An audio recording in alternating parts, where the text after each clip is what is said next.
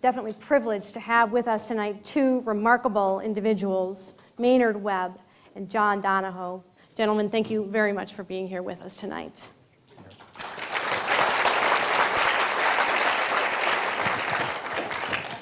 A very brief introduction for our new guests in the audience. Churchill Club is the premier business and technology forum in Silicon Valley, convening unique Silicon Valley conversations for going on 28 years now.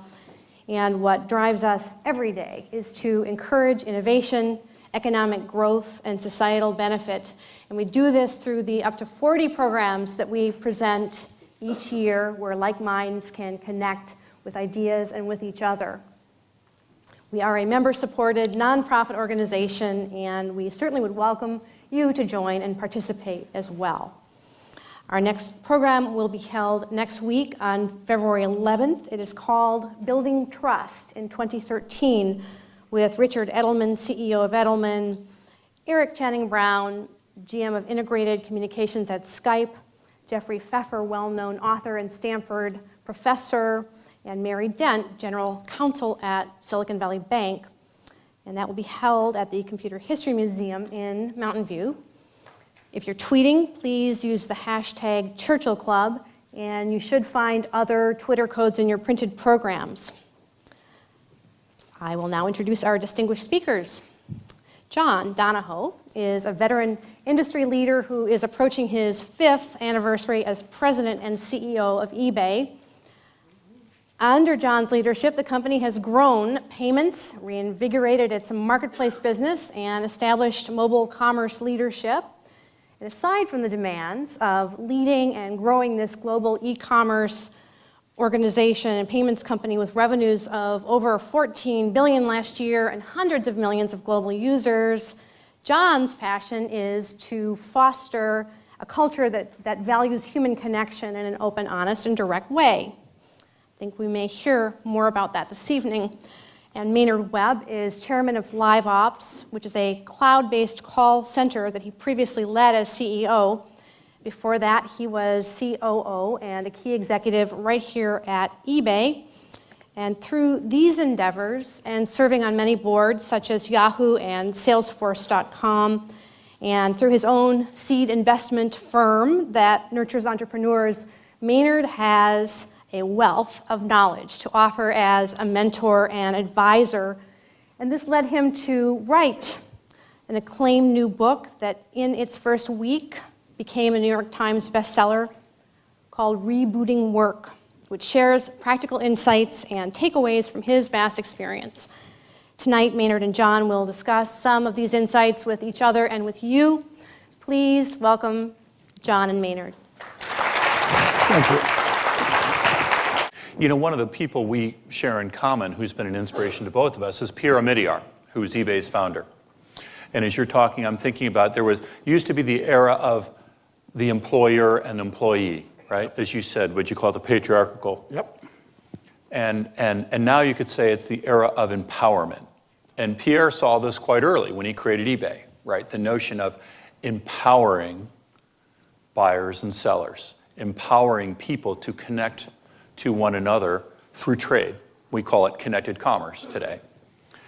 As well, empowering eBay employees, empowering generations. Pierre was not a founder. Many founders stay founders for many, many years, and they have that right to do it, and companies become highly founder-centric.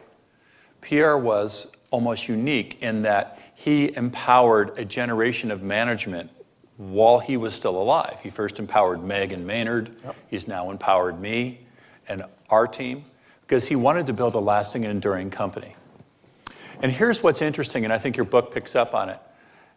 Empowerment, that there's a line between empowerment and entitlement, right? In Silicon Valley, we hear a lot about free food and buses with Wi-Fi, and you can quickly trip over the line where you say that your employees are entitled, not empowered.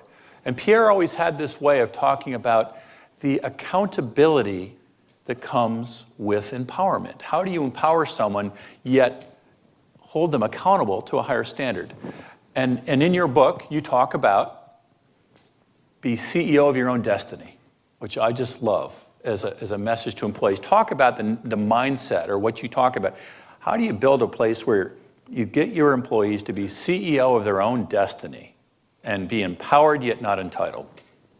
Yeah, I think that's a really, so entitlement, I think, is a really bad place anytime that you have it, and it's easy to fall into. I remember becoming a big executive and thinking, oh, this is going to be great, and then you get treated better, you get, to fly in better classes, and you get to do all kinds of things, and you're like, whew, I earned this feels pretty cool, but then you start feeling entitled. It's just this fine line that you have to always watch for entitlement. I think it's a dangerous, dangerous thing for anybody to start feeling entitled as opposed to being voted onto the team every day and finding a way to be back leading the charge and earning a meritocracy kind of mindset. So why I created it, there's a framework in the book to help people with where they need to go, but people need to know that you can't cede control to any company anymore. Meaning, you own your attitude, you own your future, and you get to choose which company helps you fulfill that in the best way. But I wanted it to be crystal clear that there was personal accountability for your future, that it wasn't, hey, I showed up, now you take care of me and I'll choose to work here, and you better make sure I have a great career and get entertained and all that good stuff. I think that's all cool if you can get entertained, but I really want people, I think there's more in all of us than what we bring to work every day, and I want people to own that. And so that's why I focus a lot on being the CEO of your own destiny. Whether you work for a company or work for yourself, there's nothing that stops you from getting to where you want to go but you, right? And it's easy to say, hard to do. If you have not all the skill sets you need, well, you know what? There's a lot of places to get skill sets today, or there's other things you can do, or maybe you need to change what you want to do, but don't feel stuck. One of the stats that I came across as I was doing this is over half the people in the country today are unhappy. That's criminal. We need to get people fired up. So, but it starts with personal accountability for that. I talk about being voted onto the team, both as a CEO, both as an employee and a company. And everybody has choice today. Tomorrow, I think you'll have a chance to have work for many companies, potentially at the same time, and still be able to have a full life as you do that. So I think that personal accountability, I couldn't agree with you more. And I think when you walk into the entitlement stage, either because you aren't happy with where you are or something's bad, it's okay to be unhappy, but it's just not okay to not do something about it. Yeah. And we all have the power to do things, differently in our lives. As I think about applying some of these principles at eBay today, there is a paradigm shift here, right, that Maynard's talking about, where an employee used to show up and say, well, what's my company going to do for me lately, right? I want to be mentored, I want to get certain things. And the mindset is, I'm looking up and expecting. And there is the risk of young, talented people today, especially in Silicon Valley, where long-term loyalty is not necessarily in the water, walking and saying, what have you done for me lately? And I think it is a leadership necessity to, from the beginning, turn that on its head and to compel young people. I say to our young people all the time, there is nobody in the world that cares more about your career than you. Exactly. Right?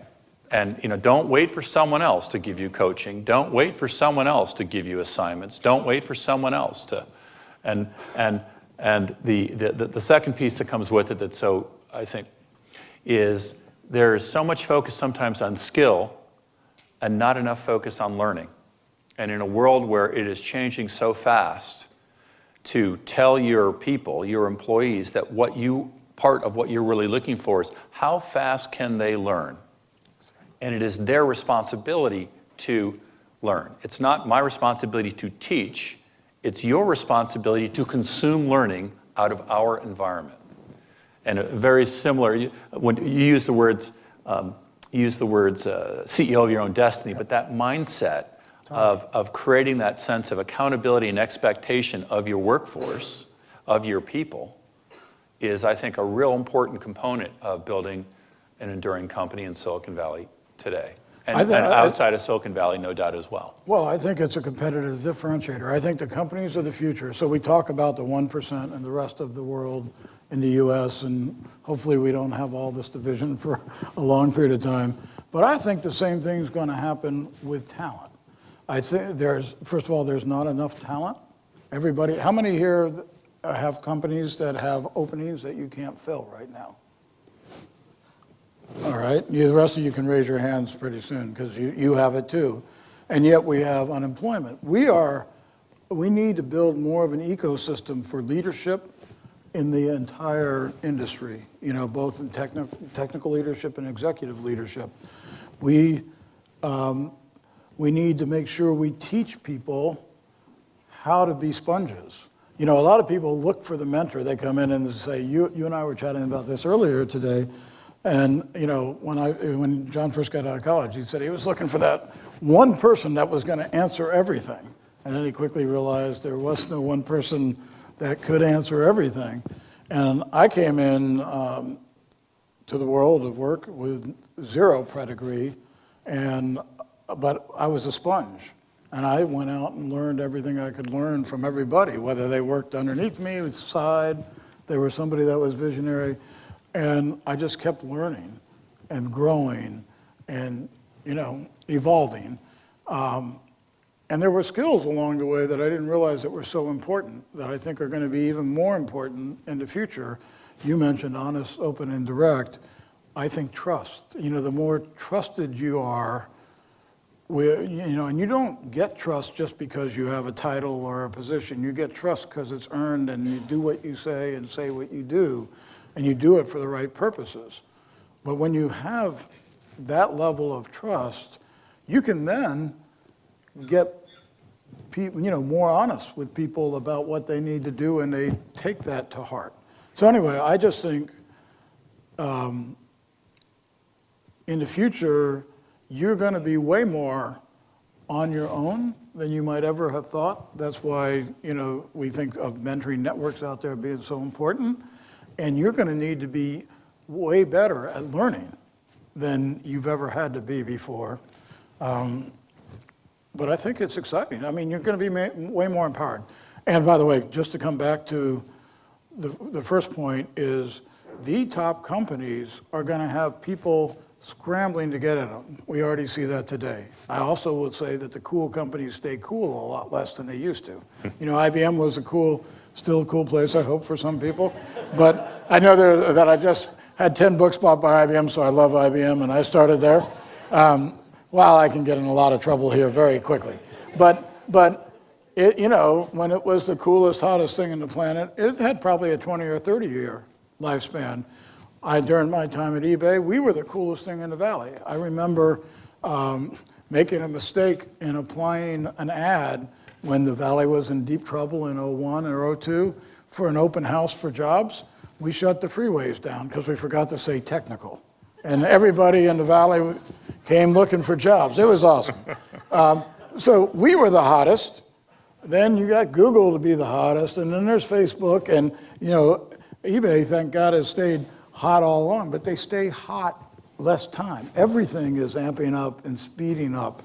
And so and now it's the coolest thing is to go start your own company, which is, I work with entrepreneurs, I think that's all cool. The problem is most startups fail, and then when they don't, they get big, and then you're back to where you started. So, but I do think that it's going to be an incredible competitive advantage to be able to be a talent magnet, to be able to be a place that people learn and grow and get challenged, and that the companies that realize that and don't think about the fact that they own their employees, but that they actually do have to have the employees select them every day, will have a true advantage for a long time. because there isn't enough talent out there, and it's going to want to go to the best places. Yeah. You know, it's interesting. I want to come back to something you just said, but a personal opinion. Becoming a hot company breeds the seeds of unhealthiness. And certainly the eBay that I came to had some very unhealthy elements to it. It had fallen in love with being hot. It had fallen in love with its press clippings. It had fallen in love with the adoration of Wall Street. The culture had stopped focusing on customers and stopped and was focusing on being hot. And I would argue that any hot company that can happen. And that's why hot companies, that's why in Silicon Valley, it's an interesting thing if you think about it. In the last 50 years, I would argue 95% of the best technology innovations, the best startups, the best entrepreneurs have come out of Silicon Valley, right? This is no place else that have been able to match this. In the last 50 years, that same time period, there have been 5 scale sustainable companies that have come out of Silicon Valley. 5. Now, my definition is they've sustained more than 20 years, and they've scaled above $20 billion in market cap. HP, created in the 60s, Intel, early 70s, Apple, and Oracle, late 70s, and Cisco. And then you go all the way to Google, eBay, Yahoo. And I would argue no web company is 20 years old yet, and no web company has earned the right to be an enduring company yet, right? There's an awful lot of web companies that have stratospheric ups. You can build a global brand and a global customer base fast. 5 years, you can become a global phenom. But you look at the history, Netscape, gone. Some of the other... Even Sun. Sun, who had a great run for a long time, right. Gone. And so this notion of how do you build enduring characteristics into the company, into the culture? And I think it starts with some of what we're talking about today. If I look at what were the things that drove eBay's success in the last 5 years, our reinvention, right? The phase 2. The articles are going to talk a lot about the strategic choices, but I would argue the cultural changes are as important. And I would argue that, it's interesting, everything's so new here. I read this wonderful article, this editorial last weekend in the paper called Lincoln School of Management, right? And Lincoln, right, is a hot phenom now, right? The movie and it talked about the things that President Lincoln exhibited a couple hundred years ago as management lessons for today. The ability to confront and overcome adversity. Resilience. Thoughtful listening. The capacity to listen to all different points of view and then form a perspective. The emotional intelligence to stay committed to a broader purpose and yet have to make practical choices on the ground. At times, practical choices that seem inconsistent with that purpose. Right? I would argue those are the things that build character. Those are the things that build enduring companies. Those are the things that build great enduring companies over time. And they apply as much today in Silicon Valley as they do. And I would look at my eBay colleagues in the audience and say, I think our company has built character over the last 5 years. And you build character when the whole world writes you off. When you know what? When it's tough, when it looks bleak, when you're confronting adversity. And that's when a culture begins to come together. And that's an opportunity, I think, for any company, any business. It's in the good times. I am more anxious today that we're having good times than I was 4 years ago when we were going through tough times. Because the good times, that's when people can take their eye off the ball. It's the tough times that people come together as a team and begin to practice these things. And so I think this notion in the ethos of hot versus great, there is a difference between being hot and being great. Great companies have hot periods, but a lot of hot companies never become great. And we share, Piero Midier wanted this company to be great. From the beginning. From the beginning. I mean, we talked during my time here about having a place where our grandkids would be proud that we were here and that we helped build. I'd like to ask you a question. It's fascinating to me when I study, so the hot and not hot, I always find interesting. I'm a contrarian. You and I have never been hot, that's for damn sure, right? No, you probably were hot, but not me. So when even when I came to eBay, people told me I was an idiot. And I just thought it was a cool problem to solve, and I love proving people wrong. I often run when something's really, really hot. By the time it gets popular and hot, it's kind of late. Yeah. And then when everybody writes somebody off or they say it's uncool, that's probably a good time to join, and there's good economics with turning that around. But why is it that we have so few companies that have been able to get to 500? I think there's 5 or 6 in the history of the US that have made, $500 billion in market cap. Apple was the last one to break that. And none of them can stay up there. What goes on there? Well, I think it's sustaining performance over time is challenging, right? It's challenging in any industry. It's certainly challenging in technology where disruption and innovation is happening constantly. But that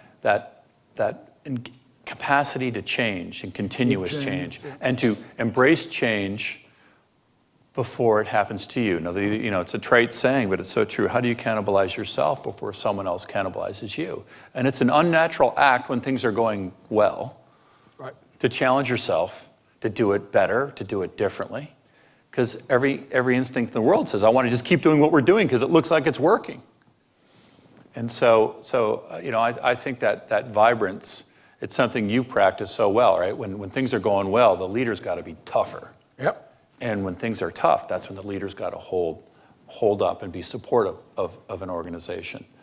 And I don't know, I think it's hard to sustain performance over time, and in a strange way, you only get better when you have those ups and downs. Well, everybody has ups and downs. Yeah. Well, it's true in personal life. In your right? life, you right. have body blows. I mean, the funny part is you learn in the hard parts. How many people here think of the greatest periods of learning in your professional life? Right? For how many of you was it during a tough period, a period where your company or yourself, right? Think in your personal life. Think of the periods of time where the greatest personal growth came. For how many of you was it during a period of crisis, challenge, adversity of you, your family, someone you loved? I mean, I know for me, all those. And that's the perverse thing in life. We all chase after the good times, and yet it's the challenging times where we really learn. And so I think that the blend of both. Let me come back to something else that's related, I think, to this mentoring, something you care enormously about. And this is one of the best mentors. I had the opportunity and the privilege of being mentored by Maynard when I first joined eBay. And vice versa, John. Wow. You were a great help to me. Well, you were my boss, so I was being... No, let's be clear. I was never clear about that, to be honest with you. But you were an extraordinary mentor.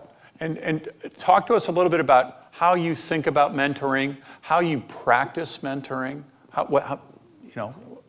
Yeah, well, I think, to go back to what I said a few minutes ago, there's not enough talent in the ecosystem, period.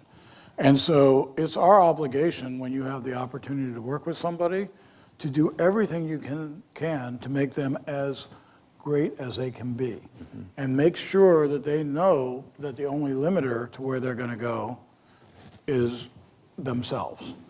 And I always tried to be, first and foremost, trustworthy, because if you're not trustworthy and somebody has to worry about what's your motives or what's in it for, why is he doing this or why is he being nice and why is he asking these questions and then he's going to go take something I said and use it against me, you're not going to have really good relationships.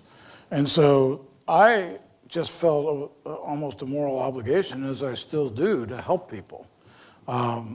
Because I was helped, and I had people willing to invest in me way when I had no reason for anybody to invest in me. And so I'm just trying to help people every day along their path and their journey. But I think as you start it with trust, then you ask questions, and you try to make sure, first of all, I always wanted to know if the person was open to advice. And because if they weren't, I really didn't want to open up and waste cycles with somebody that didn't want it. And John, you were open to it. I was open to it. I'll go when we first at eBay, Meg assigned me to help on the culture, and said, "Okay, so fix it." That was awesome, whatever.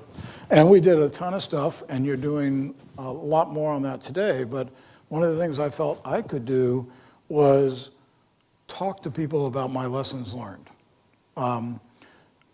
And because I came up the hard way, and I found a lot of people that shut doors on me everywhere along the way, and I found a way to break through. And I said, I used to be really embarrassed about it, and now I'm pretty proud about it because it worked, somehow. And it's not where you started from, it's where you go. And I told Meg that I would never talk to anybody publicly about this, but if she could get a small group together, that I'd be glad to share my story. But I'd only do that if everybody volunteered to come, because I didn't want to do it to anybody that didn't want to hear it, because I was going to bear all the things I was nervous about, right? And so we had that special rule. I went to Europe first, and Doug in Europe hosted me, and it went okay. It went well.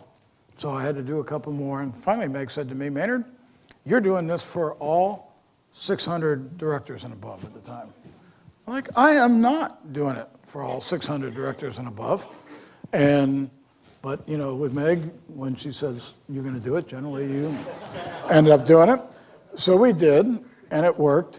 But out of that, I learned that I can help more people. And by the way, that whole thing was the genesis for what's now a book. So I went from this wicked introvert that wouldn't talk to anybody to and was thrilled coaching one-on-one with people, to now trying to share some of the same stuff in a different venue for the whole world in a book. I think you have to just care about people. And it drives me crazy to not have people more productive and more fulfilled. And I do think we're in a different era, and it's more self-deterministic than ever. And all the rules that we talked about, even more so, but it's all of our obligation, every person's obligation, to get coached and to learn from everybody you see. Everything you see that you like, think about it. Think about what was the positive you saw. Everything you don't like, think about how to make sure you don't do that with your people, or as you grow. And then I think you owe it to people to give them help. And you can mentor people and coach people whatever stage you are in your career. I've always learned a ton from folks that worked for me, because they had skills and insights that I didn't have. And so as long as you're open to learning and growing, you're going to get a chance to help people a lot more, and they'll help you. So just what the phase Maynard's talking about, it was literally called a conversation on a park bench with Maynard. And we have a couple benches. Maynard's famous in our company.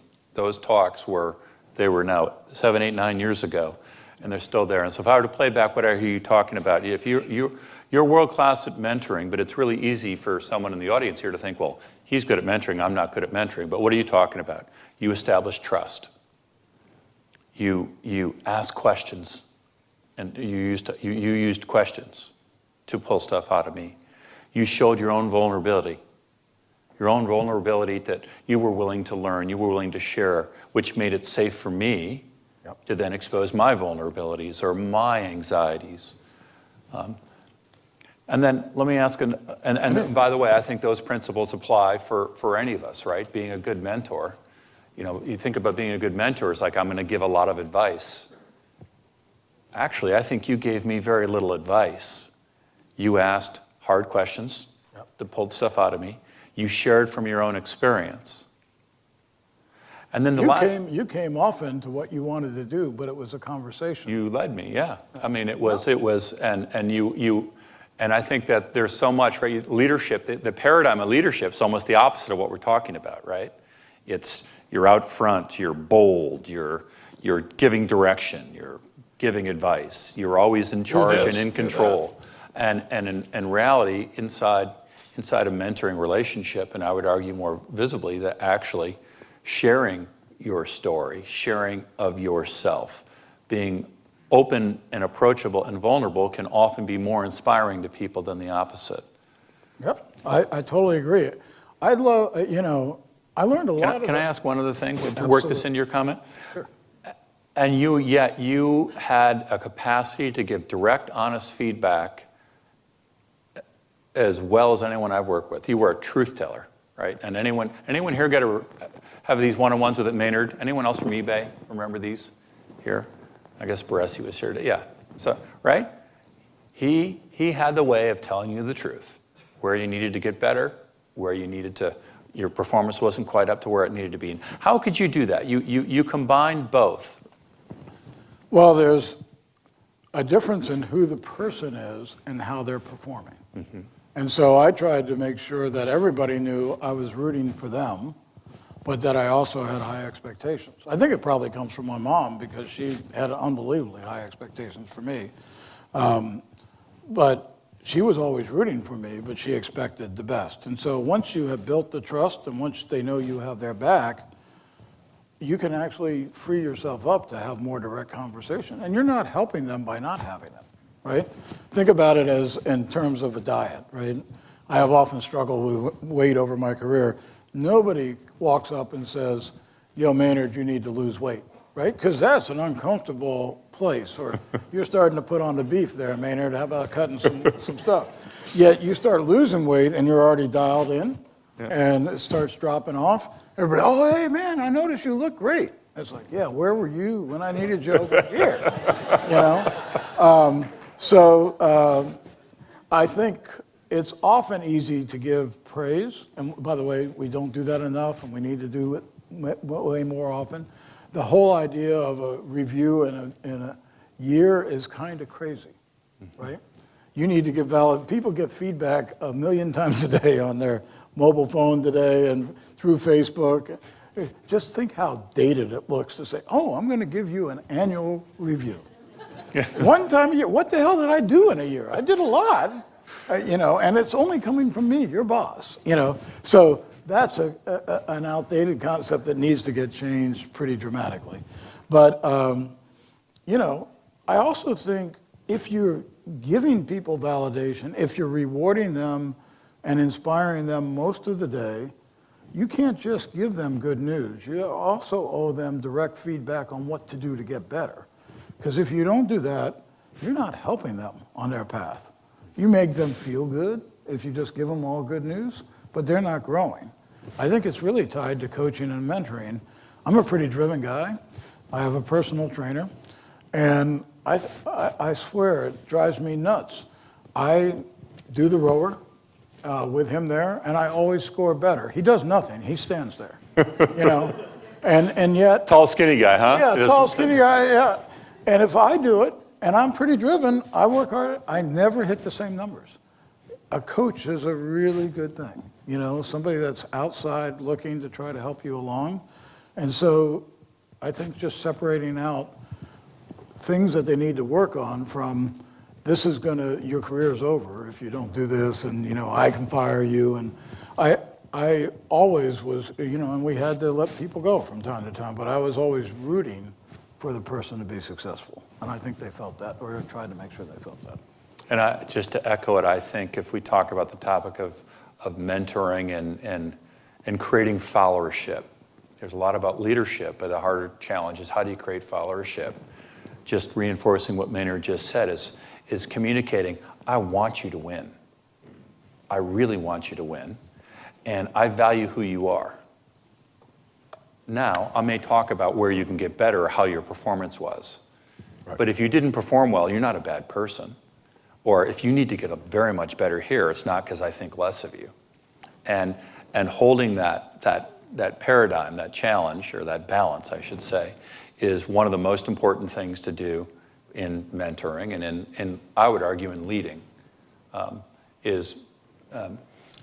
father said to me once, he said, John, I've noticed that people that I communicate that I believe in them, I get more out of, and they give me more, and they're more loyal. And I think that perhaps an undervalued tool of leadership, and it's got to be authentic. You are always unbelievably authentic. I try to be authentic. Do you believe in what it is we're trying to accomplish, and do you believe in the people? You can be very demanding about performance. You can be very tough on your feedback, but never to confuse the two. And so I think that's a lesson that you tease out nicely in the book, and I think it's a lesson of leadership that probably fits in that Lincoln category of school management. Well, and I think it's servant leadership, and I'd love to ask you a question about how you see, I always am a little late to the game. So by the time I was a top exec, it was uncool to have all the privileges and, the hierarchy and all the things. I had to be a servant. Well, damn, I was a servant down here, So, so the days of the imperial CEO, so how have you seen CEO leadership? I'm sorry, I didn't mean to be, snarky on that, but it does feel that way, How have you Too seen bad. CEO? Exactly. Wouldn't that be just nice? Everybody kissing your ring and all that good stuff. Didn't really happen that way when I got there. So what have you seen change from the imperial CEO that comes in and he's the boss and I get to do everything to the enlightened view of where CEOs are today and where are they going to go? Well, I'll just be, in my own personal case, I grew up inside of a partnership. I grew up inside of Bain, right? A partnership. And my mentor was Tom Tierney, who's now eBay's lead independent director and a man you know well, and he used to talk about servant leadership. And he would describe it as follows. He says, most companies have pyramids and the CEO is on top, right?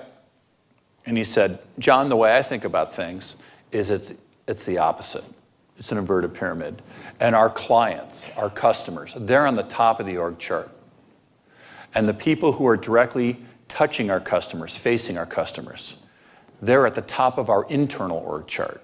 And everyone else in the company exists to help the people who are touching the customers be more effective at serving our customers. And I, as a CEO, I'm on the bottom. And my whole job is to open up channels to make sure we're as effective as possible in our organization to serve those customers. Servant leadership. Pierre embodies servant leadership, service to our community.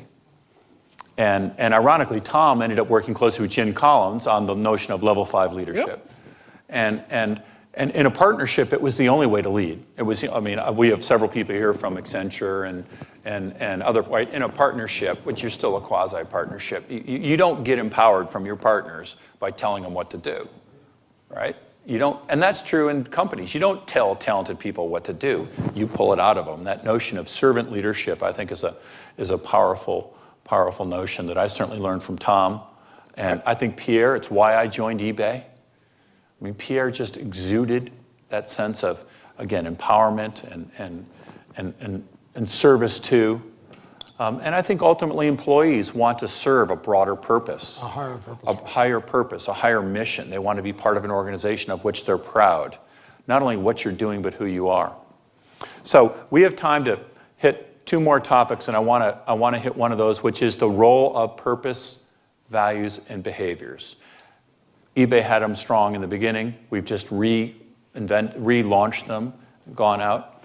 And I'm sure many of the organizations here, you talk about purpose, values, and behaviors. How do you make them not just be words on a wall? How do you make them become real in an organization? In my opinion, every company has a purpose, values, and behaviors. That sometimes they're just not written, and sometimes they're dramatically different than what is written. So there already is a purpose in every company. The question is it codified, and is it codified correctly? One of the things that we worked really hard on from the beginning, before I was here with eBay, is how are we going to behave, and how are we going to work with our customers? We then took another rev of that during my time They're coming off the wall over here pretty soon, I understand, as we do the new ones. And you have just done a redo on those based on where we are now, which is fabulous. I think the most important thing, though, is if you're doing it to do the exercise to then put it on the wall and you don't live it, it doesn't matter. It's got to be heartfelt. I mean, it's got to be something that you hire people that believe those values and that are willing to be held accountable to those values. And you have to live them. And you can't not live them if you want it to work. And so I get asked this all the time in some of the startups. Well, what culture do you want to have? Do we want to do this, or I'll go pick this? I say, start with, what do you believe in? And what kind of place do you want it to be? And what matters most? So I think it's essential to have in a company. I think it exists in every company, but if it's not managed actively, it may not be the values and behaviors you want it to be. But you have to declare what you want it to be. And then it can't be just declare. It has to be, do it every day. Do what you say what you do. Yeah, have to walk the talk. Well, look, our conversation has been, a lot around, this is what I think is so great about Maynard's book. In an era where there's so much focus and attention on innovation, on disruption, on some of the exciting things that are so important. You can't, in a technology company, you can't live without that. That is right. The lifeblood. Totally. And yet some of the timeless principles we've been talking about here tonight, and Maynard writes so beautifully about in his book, they still apply. They still apply. And wow, what a powerful combination if your company can combine both. If you can be tremendously innovative and apply those principles. I actually think they're related over time, is the ability to do it. But we've used up most of our talk time. Now it's our chance to hear from you. And we'd welcome your questions, your thoughts, observations, ideas, your feedback if you disagree or have other thoughts. So why don't we open it up? Raise your hand. Just maybe say who you are, your name, where you're from. And Hi, my name is David. I actually grew up here in San Jose. And appreciate the comments tonight. You think that 30 years ago, when the execs of IBM, for example, sat around, would they have the same kind of conversation that you're having now, or is your view on management shifted? I was in IBM 30 years ago. And I wasn't born then. Yeah. I was in diapers, but I was working hard. I can tell you exactly, IBM, it was a very paternalistic company, and I loved it. I was there for 12 years. They took a kid and gave me opportunities that I never should have had, but they felt like you were family and you were expected to be, that they were the best place for you to be, and it was like, we own you, right? And they did. They said, IBM used to stand for I've been moved, right? Because it was always company first, and it was always about making sure that happened. And if we thought it was right for you and there was an opening, you moved your family, and they took really good care of you while they did that. When your kid was born, I have 4 kids. My first 3 I was with IBM. I had a silver spoon sent home with their names on it, right? We had a little kind of crazy practices, like people could tell how big your title was by the size of your office. And we had crazy folks counting ceiling tiles to make sure they got the right space in their office. And I knew I had made it when I got my wood desk, because I had a metal desk, and then when I got a wood desk, man, that was awesome. So I would say that they trained a lot of the management principles we talked about, of setting objectives, holding people accountable, coaching one-on-one.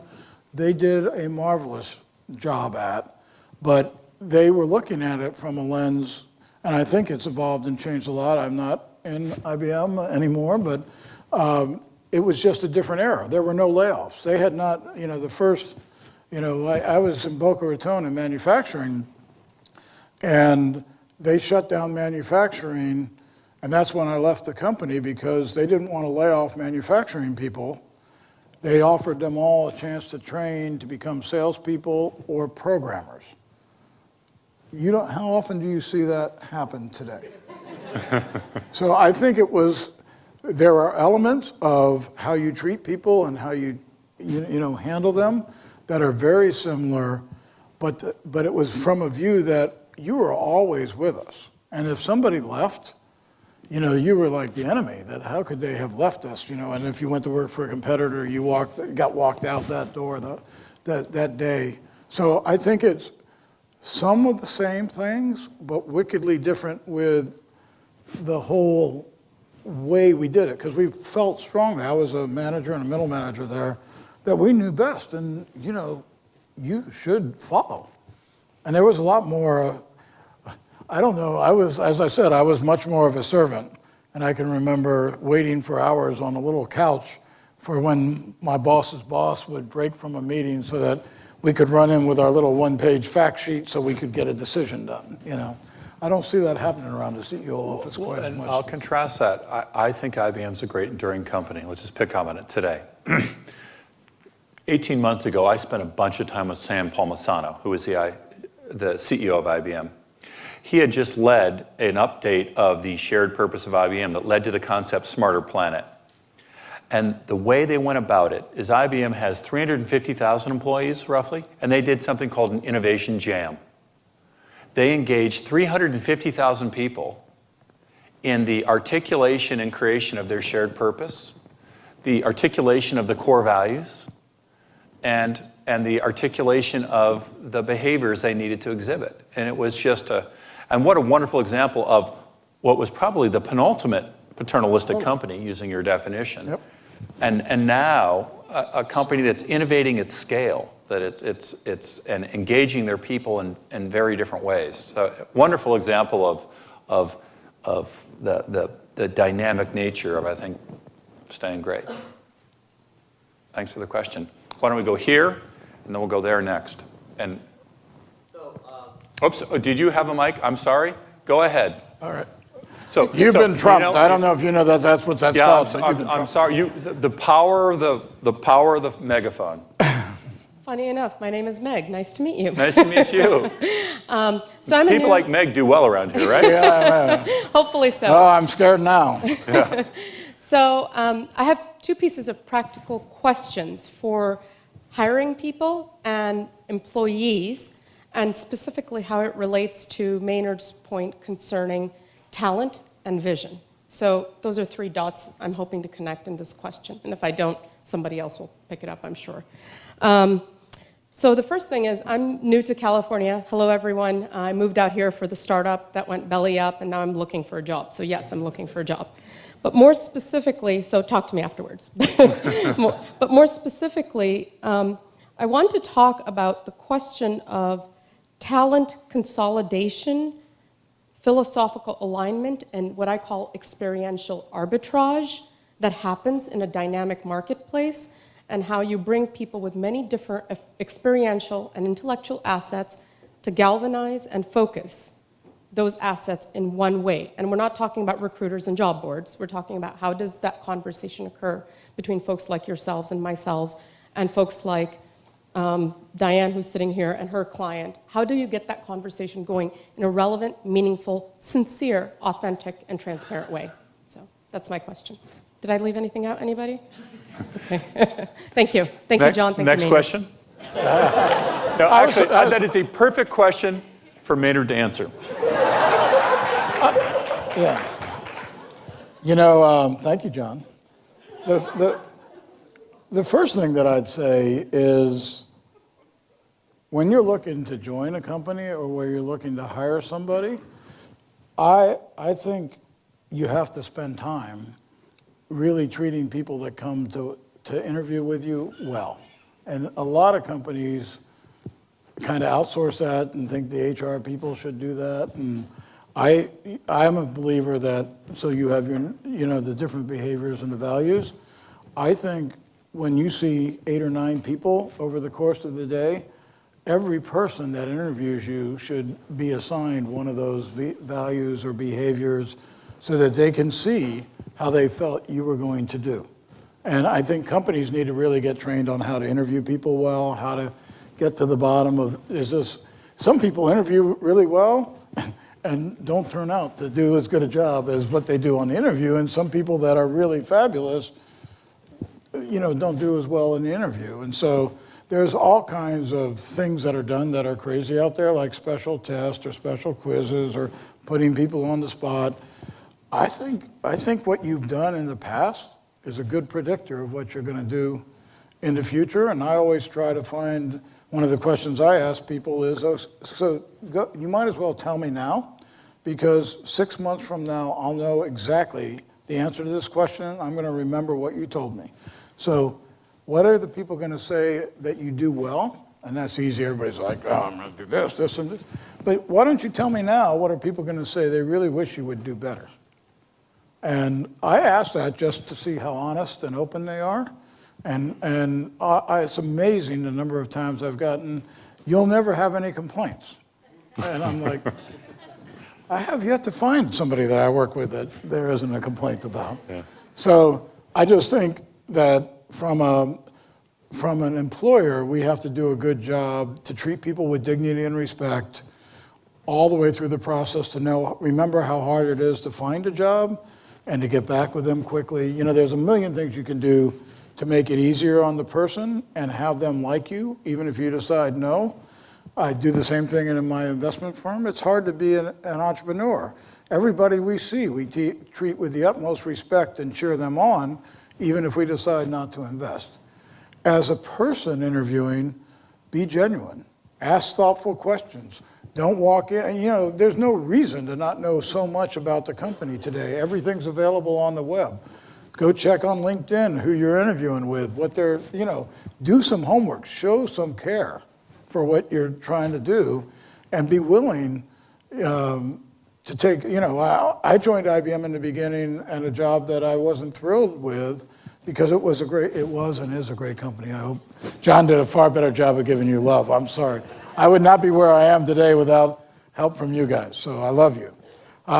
But I took a job that I didn't get to brag about, you know, even though I had a college degree to get started, because I wanted to join a great company that was a learning company, and then I had new jobs every year. So be willing, you know, be sincere in what you're looking for and clear, and, you know, go in and be honest and open. And if they ask you what your weaknesses are, tell them. You know, they're not going to run away from that. They just want to know that you're going to be honest about things you have to work on. Amen. What would you add to all that? I think he answered Meg's question very well. Thank you, Meg. Next. I'm Linda Turk from Silicon And maybe Valley. we get a phone up or a mic up here for next, too. My question has to do with Wall Street's relationship with companies. And what we saw in the 80s was they started rewarding companies that had layoffs, whether they needed them or not. And that's when I think employee loyalty and the whole relationship changed. Mm-hmm. Now that 70% of our markets are run by high-frequency trading, and the market is so fickle, how does that affect, let's say, a medium-sized company in being able to be the employer of choice? Because they sure seem to be just wanting the menu. They don't want sponges. They're not interested in sponge material at all. You know, I think you've got to build the company for the long term. There's just no example of short-termness really paying off, I think. And so that starts with how you dialogue with your employees. That starts with their commitment to the company. Are you tying them to the stock price? Right? The eBay people in here know I never talk about our stock price. I don't look at our stock price most days. There was a long period of time I didn't look because it was depressing. And, you know, stock prices don't move steadily.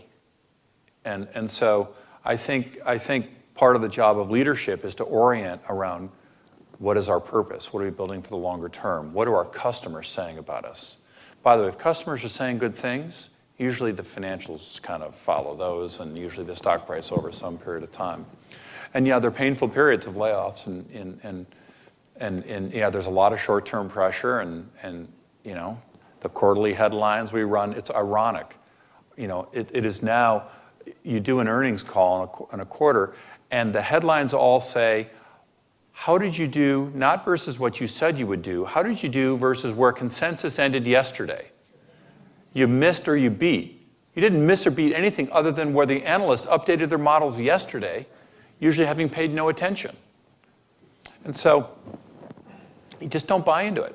And, you know, it's easy. It's not easy to do, and I don't have any great answers, but it's better than the alternative, because if you get hooked on that short-term drug, Oh my God. and there's some examples right now of some cultures that were built in the Valley so tied to our valuation, so tied to how rich we'll be at IPO or after IPO, and it's just not sustainable. So I'm not saying it's easy, but I don't think there's a better choice. It will be fascinating to see the Dell story, right? Because as they go private and what they're able to do once they're outside of the public eye, and they don't have to deal with a lot of the extra regulation and the, you know, I sit on a lot of public company boards, and we talk less than I'd like us to about the strategy and the product and the business, because so much of our time's consumed with regulatory things that we have to do now. Yeah. And so I just think it'll be fascinating to see where that all goes. And I think I couldn't agree with John more about the fact that if you try to manage quarter by quarter, you're really going to screw it up, right? You can pay attention to that, but you really have to make calls. You don't build great companies a quarter at a time. You build great companies by having a vision, doing tough things, making investments and calls that are unpopular that won't pay off. You did this at eBay on several things for years. It's very hard to actually do something in a quarter to turn something around that's going to have a fabulous result in a big global company in 90 days. Good luck with that. Thanks. All right, you finally get to Yeah. ask your question. Hi, Thanks for being my patient. name is Murthy Nukala. I actually have a company based in Foster City, and we try to live a lot of the same values that you were talking about. But I actually wanted to ask you a different question. So I have 3 young kids at home, and when I think about my own life, I'm defined by a lot of the adversity I faced. But at home, I try to eliminate all adversity for my kids. And I think that's true of a lot of the parents here. So what advice do you have as parents? Because I think of being a parent as probably the most important job I have. But if I eliminate adversity for them, which is what made me, how do you deal with that trade-off? That's a brilliant question. I can tell you that I was driven mostly by the fact that my dad died at 7, went right in front of me when I was 7 years old, and he didn't have life insurance. So we went from a pretty well-off family, not a rich family, but a well-off family, to penniless overnight. And I swore I wouldn't do that. First of all, I was stupid enough to think I was going to die at the same age, and when I hit that age, I was at eBay, and I was like, woohoo, I'm not dead. What, now what? But secondly, I went to work really hard, and I always had life insurance early on, and then I made money, and then I freaked out and realized, oh my God, now I'm going to raise entitled. How do I keep my kids from being entitled? And if you got to know my wife, you know that she's fabulous, and she kept the kids for years, thinking that we had no money and that they were going to have to pay for their own college. She did things like, she'd make them take lunch to high school. How uncool is that? But so that they could save for college. And then as the eBay thing got more and more public, it got harder and harder to hide that. But she had them fooled for a long time. And I think the advice I have for you is you want to have them in a bubble and be protected, but you don't want them not to be grounded. And so do things where you expose them, where they have to go do charities or take trips to really underprivileged places and show service. And our kids always went down to Mexico to build houses for some really poor areas and see what was up there. But you have to teach them that what they're seeing is not normal, right? And if they're advantaged because you're advantaged, that's awesome. but you have to show them another path. I think it's one of the toughest things we have to manage because we want it all to be right for them. But the value system that you have came from the adversity you have, same here. And it's complex. I'd love to see you add on to that because I'm not sure I answered I that. think it's a very personal, I mean, I felt the same way, like, oh my God, my kids are growing up in Silicon Valley, and my kids are a little older now, in the 90s and in the .com. You know, this is normal.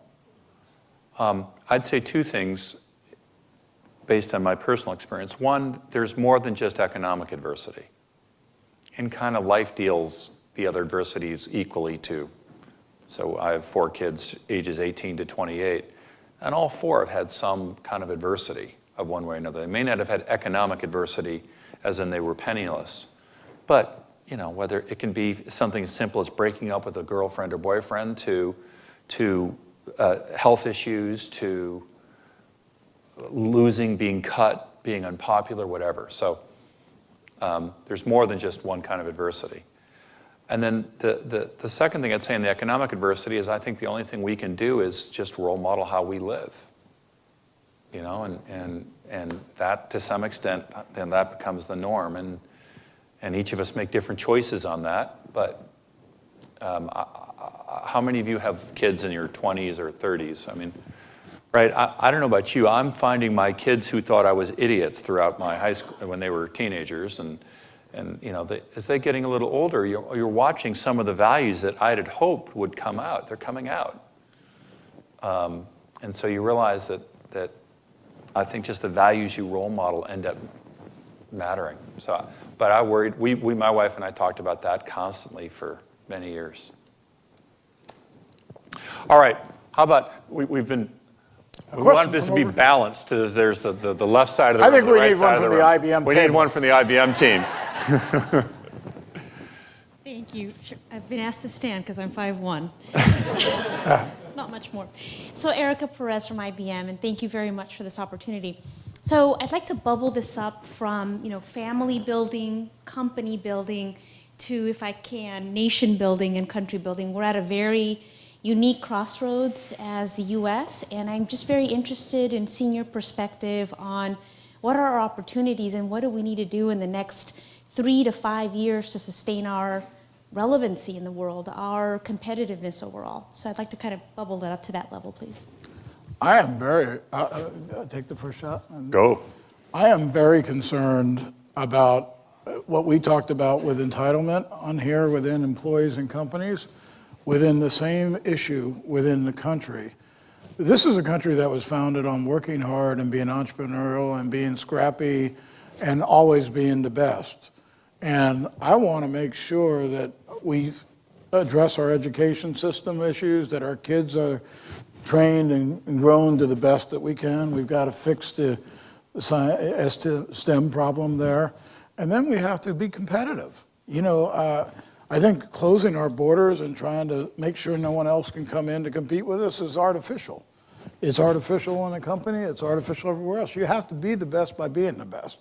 And we have more resources and more capability than any country on the planet.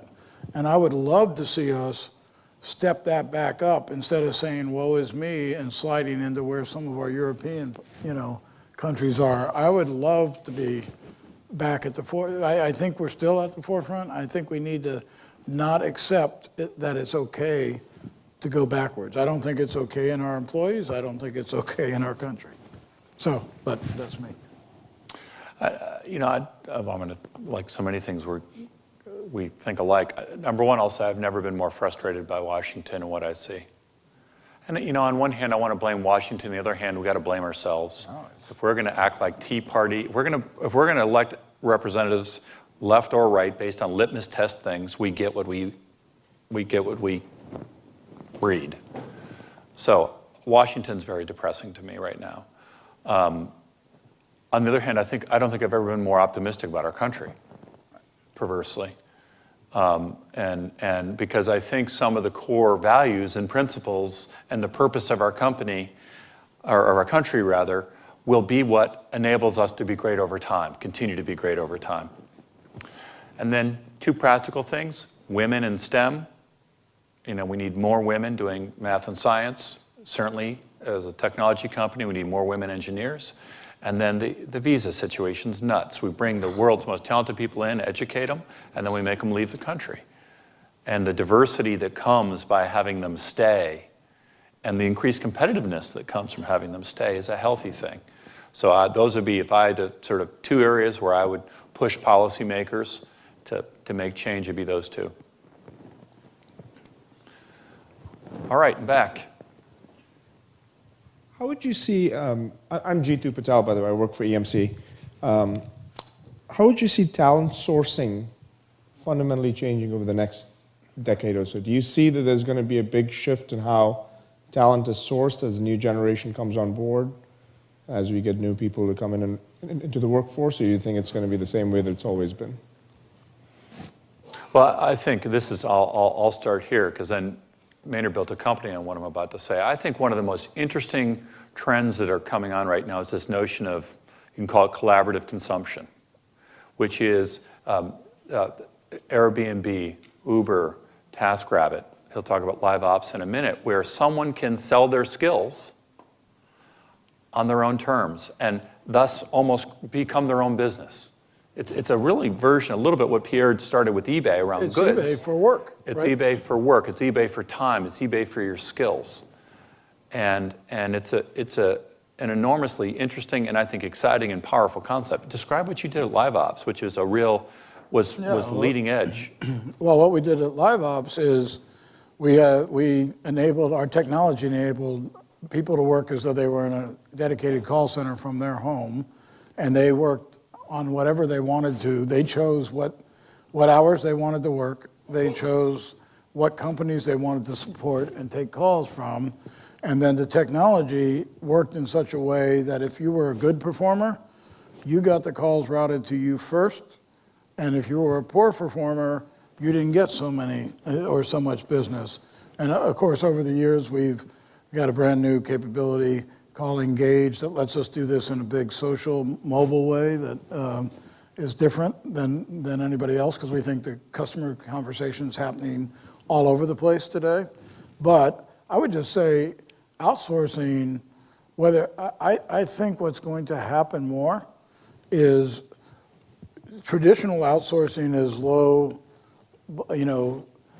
work or low cost work that gets offshore. I think that you're going to see a lot of people that are willing to do high impact, high value work on their terms and live wherever they want and work differently in a big way. Airbnb is a great example of that. There's this whole issue of idle assets, right? And that are getting deployed differently, which is what Airbnb is doing. I was at the Super Bowl on Sunday, a sad ending, but a fun game. And I got extra tickets to the game, and we had no rooms left. I rented a place from somebody I didn't know that had never rented on Airbnb before, and we had a fabulous experience. They cooked us Louisiana breakfast every morning, and we had fun. That was economics that weren't going to be in New Orleans, because I would probably have had to rent something 150 miles away. So I think the concept of work and where work is done and by whom is going to dramatically change, and people can be way more entrepreneurial and create their own jobs way more in the future. But I think outsourcing, as we call it outsourcing today, will not look like what it is. Outsourcing as much as acquisition of talent. Oh, acquisition. I think the future of work is much more like what goes on in the movie industry, where bands of talent come together to actually produce a movie and then disband and stay connected and closely aligned. And when the next big project comes up, they get together. I was telling John this earlier today, when we had all the stuff we had to do to fix the infrastructure here at eBay, as that got fixed, some of the ops guys were like really sad. And I was like, what are you sad about? We solved this. And they're like, well, we're not heroes anymore. I'm like, okay, well, how about we make you heroes over the volume and the quietness that's going on? And we go out and talk about what they're handling. But there's a piece of me that wonders, even if they were eBay employees, maybe I should have lent them out from time to time to somebody else that was having a real big issue to go solve it, right? We did take over a company one time that was our picture hosting company because we didn't think we wanted to do the technology. And it turned out, this was in the early days, we didn't have pictures on the site or payments or anything else. So we outsourced pictures. Can you imagine a world today where you weren't looking at photos for eBay? And we outsourced that. And as we grew and we solved our scale problems, they always broke. And that was not that fun. So we just went over and took over their company and sent a team over until it was fixed. So I do think there's the whole way work is being done, it will change a little bit without losing the values that we talked about with John. And what a nice way to round, right? We started with talent, the first thing we talked about tonight, the young talent, and we're ending with talent. So please join me in thanking Maynard for joining us tonight, and thank you all for coming. Thank you, John, for hosting.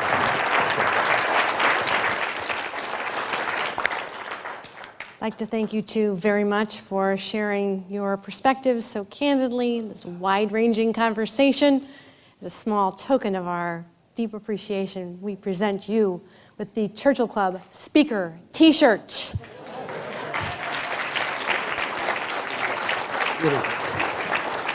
Please wear it in good health. Is this out of date now? Yeah. Because we Should just be- had another conversation. No, Just that's be about, well, yeah, we're going to have to get a Sorry, new one didn't tomorrow. Thanks again to eBay for hosting us. I understand there are a few books left out in the lobby area, so if you'd like to purchase one, please do so. And you have been a wonderful audience. Thank you so much. See you next time.